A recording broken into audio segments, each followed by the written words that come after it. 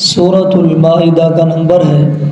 آپ نے یہ بات کل سماعت فرمائی تھی کہ سورۃ النساء میں دیگر گھریلو معاملات اس سورت کے اندر ذکر کیے گئے ہیں۔ خواتین کے متعلق، بچوں کے متعلق مرد کو نصیحتیں کی گئی تھی۔ اس کے بعد سورۃ المائدہ،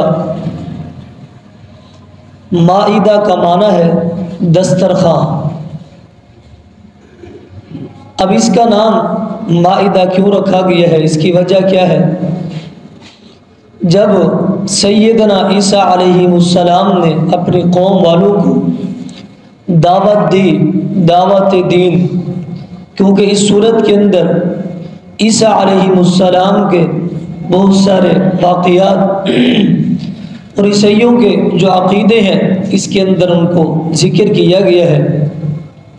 جب اپنی قوم کو دعوت دی، دعوت دین، اللہ رب العالمین کی طرف بلایا، تو قوم والوں نے آگے سے یہی کہا، جس طرح موسیٰ علیہ السلام کی قوم پر آسمان سے کھانا آتا تھا، من سلوہ آتا تھا، ہم آپ کی بات کو مان لیں گے اور آپ کو سچا نبی تسلیم کر لیں گے۔ ہمارے لیے آسمان سے کھانا ہے، ہمارے لیے یہ سارے بندوبست ہو تو ہم آپ کو سچا نبی بھی مانیں گے اور آپ کی بات بھی قبول کریں گے۔ عیسیٰ علیہ السلام نے اللہ رب العالمین سے دعا کی تھی۔ اس وجہ سے اس سورت کا نام سورۃ مائدہ رکھا گیا ہے۔ اس سورت کے آغاز میں ہی انسان کو ایک بہت بڑی نصیحت کی گئی ہے۔ سورت کے شروع میں ہی پہلے رکوع میں بڑی بڑی باتیں ہیں جو انسان کے لیے بہت ہی سبق آمیز ہے اور انسان کے لیے ایک درس ہے اور انسان کے لیے ایک بہترین زندگی کے گزارنے کا طریقہ بتایا گیا ہے۔ سورت کے آغاز میں ہی پہلی ہی آیات کے اندر یہ بتایا گیا، یا ایھا الذین آمنوا اوفوا بالعقود، لوگو ایمان تو لے آئے ہو لیکن ایمان لانے کے بعد وعدہ کو پورا کرو۔ اب معاشرے کے اندر آپ دیکھیں، جو معاشرے کے اندر فساد، لڑائی جھگڑا اور ایک دوسرے سے دل تنگی اور ایک دوسرے سے بیزاری، ایک دوسرے سے بھاگنا، اس کی بنیادی وجہ یہی ہے، اوفوا بالعقود، ہم اپنے وعدوں کے اندر پختہ نہیں ہیں، ہم اپنی فیل کے اندر موجود ہیں، ہمیں عہدہ، یہ چیزیں، یہ نعمتیں، یہ معاملات اس لیے سپرد کیے گئے، اس کے پیچھے وجہ یہ تھی کہ آپ اپنے وعدے کو پورا کریں گے اور اپنا کام منو اللہ پورا کریں گے۔ لیکن ہم کیا کرتے ہیں، اس کے اندر کوتاہی، ایمان تو لے آئے لیکن وعدے کو پورا نہیں کرتے، پھر معاشرے کے اندر فساد پیدا ہو جاتا ہے۔ اگر باپ ہے اولاد کے حقوق میں وعدہ پورا نہیں کر رہا، بیوی کے حقوق میں وعدہ پورا نہیں کر رہا، جو کچھ نکاح کے وقت اس نے وعدے کیے تھے اور یہ قبول کیا تھا، اس کے اندر یہ ساری چیزیں انسان وہ نہیں کر رہا۔ یہاں پہ ایک بات، بڑی ضمناً بات اور بڑی قابل غور بات ہے، جب انسان گھر کے اندر میاں بیوی کے درمیان اگر ذرہ برابر بھی کوئی نچاکی، کوئی بات چیت، کوئی جھگڑا، کسی چھوٹی بات پر ایسے تنازع ہو جائے تو ایک دوسرے کو اس قدر وہ تانا زنی، ایک دوسرے کو اس قدر ذلیل و خوار اور اس کی خامیاں ساری کی ساری کھول کے ایک دوسرے کی زہر کر کے رکھ دیتے ہیں، جیسے ایک پوری کتاب لکھی ہو میری بیوی کے سامنے اور میری بیوی کی سب میرے متعلق، یعنی ایک دوسرے کی کتابیں ساری کی ساری خامیاں کی کھول کے انسان رکھ دیتا ہے۔ لیکن انسان اس وقت یہی بھی جملہ کہہ رہا ہوتا ہے، کاش کہ یہ میں کام نہ کرتا، یہ شادی نہ کرتا، یہ نکاح نہ کرتا، آپ کے ساتھ اس بندھن میں نہ آتا تو یہ بہتر تھا، میں نے آپ کو اس لیے قبول کیا تھا۔ لیکن اس مرد کے لیے، اس عورت کے لیے دونوں کے لیے شریعت مطہرہ نے ایک جملہ کہہ دیا ہے، یا ایھا الذین آمنوا اوفوا بالعقود۔ جب آپ کے ساتھ نکاح ہو رہا تھا ایک دوسرے کا، اس وقت قبول کرتے وقت آپ نے یہ کہا تھا کہ مجھے قبول ہے، مجھے فلاں کی بیٹی قبول ہے۔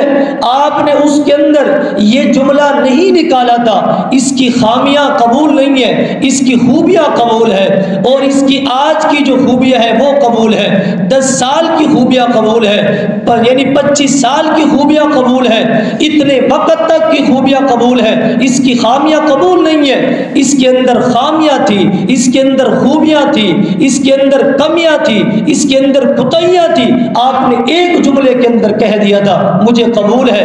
جب آپ نے قبول کہا ہے اور اس قبول کے اندر خامیاں بھی آ گئی ہیں، خوبیاں بھی آ گئی ہیں، کمیاں بھی آ گئی ہیں، کوتاہیاں بھی آ گئی ہیں، آپ نے ایسے ہی قبول کیا تھا۔ آج جب لڑائی جھگڑا یا فساد یا کچھ بھی ہوا تو آپ کی زبان سے یہ جملے کیوں جاری ہوئے کہ میں یہ کام ہی نہ کرتا؟ تو آپ نے قبول کیا تھا۔ یہی عورت کے لیے ہے کہ مرد کی خامیاں خوبیاں سب آپ نے قبول کیا گیا، یہ آپ کے لیے ہے، جس انداز میں ہے، جس حال میں ہے، آپ نے قبول کیا، اگر اس کو قبول کر کے رکھیں۔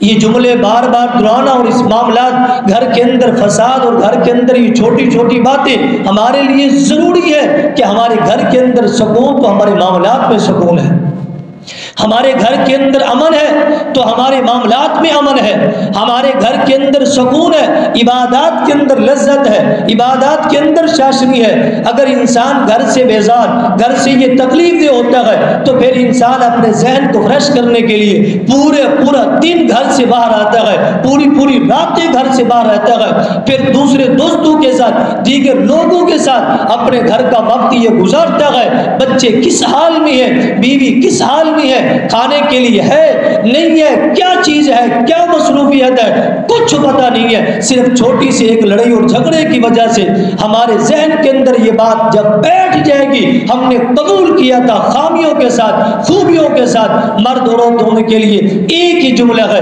گھر کے اندر یہ فساد ہی ختم ہو جائے گی۔ تو ہمارے گھریلو معاملات جب ٹھیک ہوں گے تو سارے معاملات باہر کے درست اور ٹھیک ہی چلتے آ رہیں گے، تو انسان کی زندگی اچھی گزرے گی۔ پھر انسان یہ ٹارچر کا اور انسان خودکشی کی طرف، انسان ٹیبلیٹ کی طرف اور انسان بے سکونی کی طرف پھر ہرگز نہیں جائے گا۔ پہلی بات، یا ایھا الذین آمنوا اوفوا بالعقود، اپنے وعدوں کو پورا کرو، اپنے وعدے جس طرح کیے تھے ان کا پورا کرو۔ اس عنوان کے اوپر اور اس بات کو جتنا ہم لمبا لے جائیں، ہر ایک چیز کے اوپر یہ جملہ فٹ آتا ہے، ہر ایک عہدے، ہر ایک کام کے اوپر یہ جملہ فٹ آتا ہے۔ اگر ایک نمازی ہے تو اس نے عہد کیا ہے، اے اللہ میں تیری ہی عبادت کرتا ہوں اور تجھ ہی سے مدد مانگتا ہوں، یہ اس نے وعدہ کیا ہے، اس نے عہد کیا ہے، پھر اس عبادت کے اندر یہ کمی لے کے آتا ہے، اس کے اندر خامی لے کے آتا ہے، کبھی رکوع کے اندر، کبھی قومے کے اندر، کبھی جلسے کے اندر اس نے یہ ڈنڈی ماری ہے اور اس نے چوری کی ہے، جبکہ یہ کہہ رہا تھا اللہ میں تیری عبادت کرتا ہوں، تجھ ہی سے مدد مانگتا ہوں، پھر اس کے اندر یہ ڈنڈی کیوں ہے، یہ چوری کیوں ہے اور اس کے اندر کوتاہی اور کمی کیوں آ رہی ہے؟ جب وعدہ کیا ہے تو وعدہ پورا ہی کرنا ہے۔ تو یہ سارے معاملات جس طرف اب لے جائے، روزے کا معاملہ ہے کہ اللہ میں تیری ہی عبادت کرتا ہوں اور تجھ ہی سے مدد مانگتا ہوں، یہ رمضان آپ نے ہم کے اوپر روزے کو صورت میں فرض کیا ہے، روزہ رکھتے ہی سو جاتے ہیں، روزہ رکھتے ہی نہیں ہے، اگر رکھتے ہیں سو جاتے ہیں، روزہ رکھنے کے بعد ہمارے معاملات کس طرح ہوتے ہیں؟ اگر ایک تاجر ہے تو اس کے اندر کس طرح اضافہ کر رہا ہے، اگر ایک شخص ہے تو اس نے کاروبار کا اضافہ بنایا ہوا ہے اور کاروبار کے اندر اس رمضان سے اس قدر فائدہ اٹھایا ہوا ہے کہ میں نے ساری ہی پورے سال کی دولت اس مہینے کے اندر کمانی ہے۔ ہر ایک شخص کی زبان کے اوپر یہ جملہ ہے، محنت کر رہے ہیں جو پورے سال بیٹھے تھے اور اس مہینے کے اندر بڑی کوشش، بڑی جد و جہد کر رہے ہیں، پورے سال کا پیسہ ہی جمع کر لے۔ اس ماہ کے اندر اس قدر انسان جب عبادت کا دن آتا ہے اور اللہ رب العالمین کی بندگی کی باری آتی ہے تو انسان کس قدر اپنے وعدے سے کوتاہی کی طرف چلا جاتا ہے۔ اس جملے کو اور اس الفاظوں کو جس جملے پہ، جس عبادت پہ، جس معاملات پہ آپ فٹ کریں، یہ فٹ آ سکتا ہے۔ یہ اتنا بڑا جملہ ہے کہ یعنی انسان کے عقل سے لے کے شعور آنے کے بعد قبر تک جتنے بھی معاملات ہیں، یا ایھا الذین آمنوا اوفوا بالعقود، اپنے وعدوں کو پورا کرو، تمہاری زندگی بہتر ہو جائے گی، معاملات بہتر ہوں گے اور ساری کی ساری چیزیں درست ہی چلی جائیں گی، اور کبھی بھی تمہیں پریشانی نہیں ہوگی، کبھی بھی تمہیں اپنے اندر اور اپنے آنکھوں کے اندر، اپنے دل کے اندر شرمندگی نہیں ہوگی۔ اور اس کے بعد دوسرا جملہ اسی آیات میں، اس سورت کے اندر یہی کہا گیا ہے، جب آپ وعدہ پورا کرنے لگو، وعدہ پورا کرنے لگو تو آپ نے لوگوں کے ساتھ نیکی کرنی ہے، لوگوں کے ساتھ بھلائی کرنی ہے، لوگوں کے ساتھ حسن سلوک کرنا ہے۔ وَتَعَاوَنُوا عَلَى الْبِرِّ وَالتَّقْوَى، لوگوں کے ساتھ آپ نے تعاون کرنا ہے، کس بنیاد پہ؟ تقوی کی بنیاد پہ۔ اب تقوی کسے کہتے ہیں؟ ہر اس چیز سے رک جانا جس سے شریعت مطہرہ نے رک دی ہے۔ ہم نے لوگوں کے ساتھ نیکی اور بھلائی تقوی کی بنیاد پہ کرنی ہے، جہاں انسان کو فائدہ ہو رہا ہے اس کی بنیاد پہ ہم نے اس کے ساتھ تعاون کرنا ہے۔ جس انسان کو خیر کی طرف اور بھلائی کی طرف راستہ مل رہا ہے ہم نے اسی کے ساتھ اس کی مدد کرنی ہے، نہ کہ ہم نے اس کو دوسرے راستے پہ لے کے جانا ہے۔ اگر کوئی شخص کسی سے غلطی سے کوئی مشورہ ہی طلب کر لے، کوئی بات ہی پوچھ لے، ہم کیا کرتے ہیں اس معاملے کے اندر امت محمدیہ کس قدر یہ زیر ہو چکی ہے اس انسان سے، یہ ویک پوائنٹ، کیونکہ یہ مشورہ اور یہ راز کی باتیں انسان تنہائی کے اندر کرتا ہے، ہر کسی سے نہیں، کسی سے کرتا ہے۔ اگر کسی کے پاس یہ چلا بھی گیا، سامنے والے کے لیے ضروری ہے کہ اس کا تعاون کرے نیکی کے اوپر، تقوی کے اوپر اور بھلائی کے اوپر۔ جبکہ اس کی یہ باتیں مل جاتی ہیں راز کی، پھر اس کو راز کو یہ فاش کر دیتا ہے اور راز کی باتوں کو یہ پتنگڑ بنا دیتا ہے اور معاشرے کے اندر کس قدر پھیلا دیتا ہے۔ ایک شخص دوسرے کو جا کے بتاتا ہے فلانے کی باتیں میرے پاس موجود ہیں، اس کے گھر کے اندر، اس کے معاملات کے اندر اس کی چیزیں میرے پاس موجود ہیں اور اس کے راز کی باتیں آ گئی ہیں، لیکن آپ نے آگے بتانا نہیں ہے۔ وہ اپنے دوست کو جا کے بتاتا ہے اس کی باتیں، اس کے معاملات میرے پاس ہیں، لیکن راز ہے آگے نہیں بتانا۔ وہ اپنے دوست کو جا کے بتاتا ہے فلانے کی باتیں موجود ہیں، لیکن راز ہے آگے نہیں بتانا۔ راز بھی کر رہے ہیں اور راز کو فاش بھی کرتے جا رہے ہیں۔ یہ کون سا امن ہے اور یہ کون سا تعاون ہے؟ یہ کون سی نیکی ہے؟ یہ اس انسان کی عزت کو ہی خراب کرنے کا ایک ذریعہ ہے۔ یہ راز ہے، یہ بتانے کا ذریعہ نہیں ہے۔ تعاون کرنا ہے نیکی پہ، بھلائی پہ، خیر کے معاملات پہ۔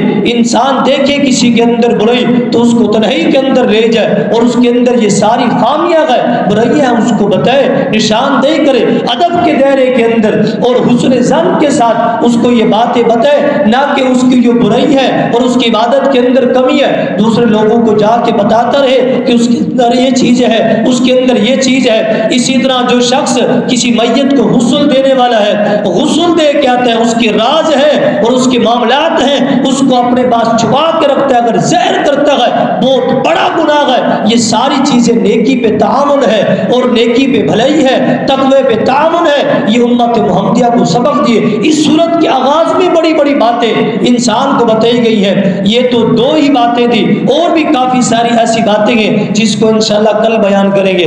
وَمَا عَلَيْنَا إِلَّا الْبَلَاغُ۔